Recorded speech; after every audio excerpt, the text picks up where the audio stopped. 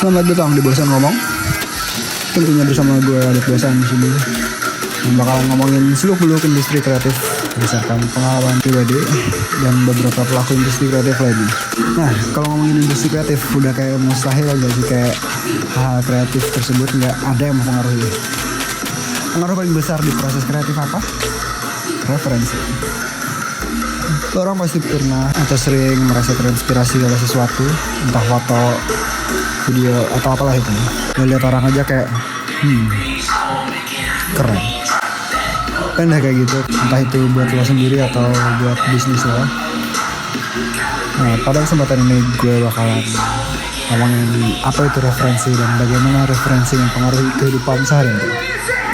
Sebelum itu, mari kita dengar referensi bagi teman-teman gue. Ya, apa itu referensi? Referensi adalah dimana kamu bisa melihat apa yang punya orang lain, terus kamu implementasikan kepada punya kamu, gitu bro. Referensi itu salah satu yang bisa kita jadikan acuan bila kita kebingungan dalam menentukan suatu pilihan atau memutuskan sesuatu hal. Referensi dibutuhkan sebagai memori, baik itu memori pengetahuan maupun memori visual. Jadi seperti bank ide. Ya, salah satunya itu. Referensi memudahkan kita saat kita semakin banyak referensi memudahkan kita apabila kita ya misalkan di satu bidang misalkan bidang visual. Tentu saja semakin banyak referensi visual saat kita mengerjakan sesuatu di lapangan itu akan tergali dengan sendirinya dari dalam otak bawah sadar kita bahwa ada yang sudah pernah membuat hal seperti itu keluar dengan sendirinya, dan tentu saja otak kita akan melawan. Orang sudah membuat seperti itu, nggak mungkin kita akan membuat seperti itu. Paling nggak kita ada modifikasi atau membuat sesuatu yang berbeda dari itu. Nah, gunanya referensi adalah itu. Saat kita bekerja menekuni suatu bidang, semakin banyak referensi yang bisa kita muat di memori kita, tentu akan semakin mudah kita membuat sesuatu. Ya paling nggak itu, kalau bahasa bodohnya saya itu jembatan keledai ya. Jembatan keledai dalam membuat sesuatu itu adalah referensi. Referensi itu bagi Mbak, Pak. Referensi itu seperti cadangan ide. Referensi di dunia jurnalistik itu info awal atau petunjuk awal. Kalau mau diurutkan, pertama referensi. Kalau kita ngambil bahasanya referensi loh ya. Referensi diterjemahkan oleh dunia jurnalistik sebagai informasi awal atau sebagai petunjuk awal. Itu yang pertama. Kedua, ke konfirmasi. Habis konfirmasi otomatis ke menyusun data, menyusun tulisan dan sebagainya di situ. Baru keempat terbit, sudah gitu aja.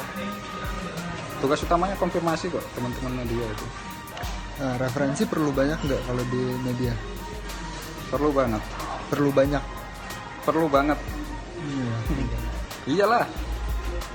Dan tinggal bayangkan misalnya seorang yang bekerja di media, sinyalnya pendek, bisa bayangkan coba, kan selalu terlambat infonya. Apalagi sekarang media sosial sudah luar biasa. Itu bisa juga sebagai referensi awal, tapi kalau porsinya mungkin ya sekian persen lah.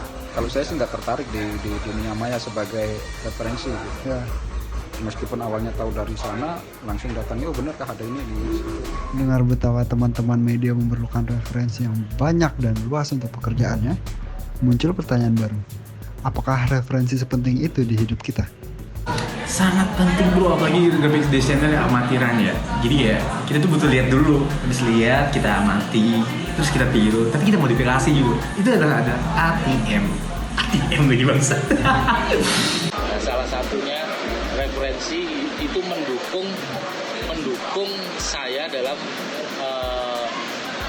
bagi saya pribadi loh ya, mendukung saya untuk membuat sesuatu.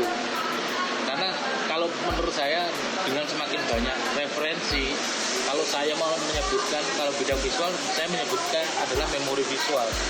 Semakin banyak memori visual yang pernah atau yang ya kan nggak mungkin itu akan terekam semua di otak kita, tapi paling nggak saat kita melihat sesuatu adalah beberapa yang terekam di memori kita. Itu tergantung, oh saya suka melihat ini, nah secara otomatis itu akan terekam dengan sendirinya di dalam otak kita kan, karena memang secara psikologis manusia itu otak kita itu akan merekam sesuatu yang disukai oleh diri kita, disukai oleh hati kita. Yang saya sukai dengan yang kamu sukai atau dengan yang teman-teman lainnya sukai kan belum tentu sama. Cuman ada batasan-batasan yang bisa diterima oleh akal sehat semua manusia. Nah, dalam hal berkarya, referensi itu adalah merupakan salah satu jembatan untuk membuat batasan supaya orang bisa menyukai karya itu. Ini kan Mbak sebagai pelaku usaha kopi dan di dunia kreatif nih,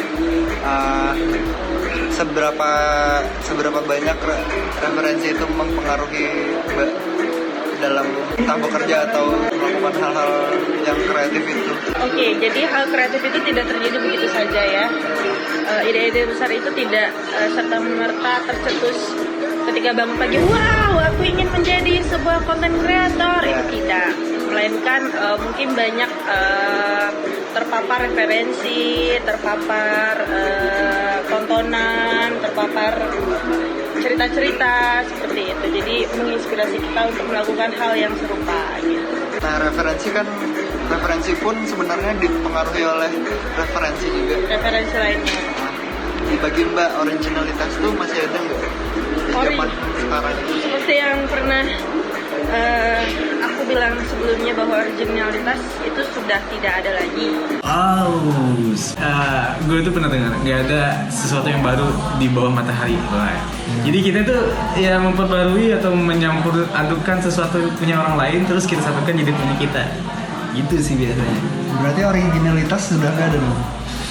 Untuk zaman sekarang, karena semua orang sulit untuk mencari hal yang benar-benar orisinil untuk saat ini ya. Yang ada kita hanya mengulang, memodifikasi. Namun gue percaya bahwa ada sesuatu hal yang di dalam sana berupa nilai kejujuran. Emang dari dalam hati karyanya tercetus untuk mengutarakan ini atau menyampaikan ini, memang dari dalam hati, bukan hanya terinspirasi ikut-ikutan. Seni itu adalah karya visual yang berulang sebenarnya. Yang namanya seni itu karya visual yang berulang, cuman berulangnya bisa di berbagai media. Nah, kalau dulu seni lukis sebelum ditemukan foto, sebenarnya ya karya-karya visual itu ya seperti itu aja. Cuman memang akan berubah dengan seiring perkembangan waktu, dinamika sosial masyarakat. Ya memotret itu sebenarnya gitu-gitu aja kalau memotret. Ya cuman semakin berkembangnya zaman, semakin mudahnya alat, mudahnya mengakses informasi, semakin majunya teknologi, pengkaryaan itu dari yang dulunya mungkin sehari itu menghasilkan 1 atau 2 karya, bahkan sekarang hitungan menit itu sudah beribu-ribu karya bisa dibuat oleh orang di dunia ini. Jadi sebenarnya karya visual itu seperti gitu-gitu doang, cuman akan berubah ya, akan muncul karya visual yang baru, bisa muncul karya visual yang baru itu dari orang yang bener-bener ya, kalau saya bisa sebut itu orang yang bener-bener jenius di bidangnya, bisa menghasilkan karya yang baru. Seperti contoh Einstein, dia bisa menemukan rumus yang baru, ya kan? Bisa dihitung kan orang yang otaknya seperti Einstein di dunia berapa kan gitu. Kalau karya-karya visual bagi masyarakat yang awam seperti saya ini ya akan berulang-ulang seperti itu saja. Cuman situasional, kondisional, itulah yang membedakan. Jadi lebih ke otentik. Iya, kalau masalah otentik itu sebenarnya saat kita sudah mulai berkarya, otentiknya seseorang itu akan muncul dengan sendirinya dengan proses pengkaryaan dia. Itu tidak bisa dibantah, tidak bisa dilawan karena itu akan mengalir dengan sendirinya. Gimana sih karya yang jujur?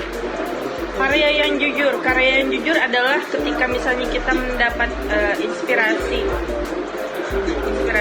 dari apa yang dilakukan oleh orang lain dan kita ingin mengadopsi itu ke dalam dan itu adalah hal yang ingin kita lakukan juga sama. Tapi kita kulik lagi nih dalam diri kita, apa perlu nih kita melakukan ini tuh seberapa menjadi identiti diri kamu sih gitu. Jadi ada namanya diri kamu adalah brandmu, jadi seberapa melekat itu. Jadi itu bukan hal yang instan, itu butuh pendalaman, dan untuk memahaminya itu tidak bisa sehari 2 hari atau dalam waktu singkat. Jadi bahkan kejujuran pun kayak dibentuk ya. Kejujuran itu dibentuk, ada histori dari sana, ada hal-hal yang tidak dapat dibuat-buat, dan ketika kita sudah berniat untuk ini nawaitunya jujur, akan mudah untuk orang yang merasa relate dengan karya tersebut. Nah, mengutip dari perspektif teman-teman tadi tentang referensi, gue jadi mikir kalau referensi dewasa ini semakin kaya berkat internet dan semua akan lebih segar dengan pendekatan kita sendiri. Kayak gini-gini, meski 2 orang mengerjakan hal yang sama, hasil akhirnya akan punya sentuhan yang berbeda karena semua karya manusia akan selalu menggambarkan individu-individu yang ada di dalamnya.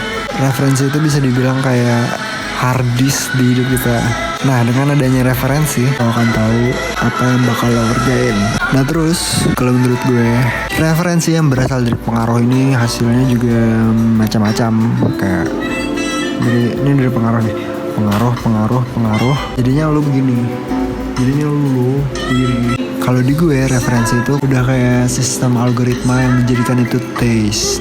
Anjir. Nah, pengaruh ini kalau dia ditelusuri juga kayak mungkin dia juga dipengaruhi oleh pengaruh lagi. Sampai ke sono zaman Hong. Mungkin itu yang orisinil. Di gue udah nggak ada tuh yang namanya orisinalitas, adanya otentisitas unik gitu. Nah, sekarang apa yang original? Pohon mangga atau original. Terus tikus original, cuman dia berevolusi, bentuknya jadi semakin besar karena makannya sampah. Sekarang gue yang nanya ke lo semua, bagaimana cara lo mengartikan apa itu referensi? See ya.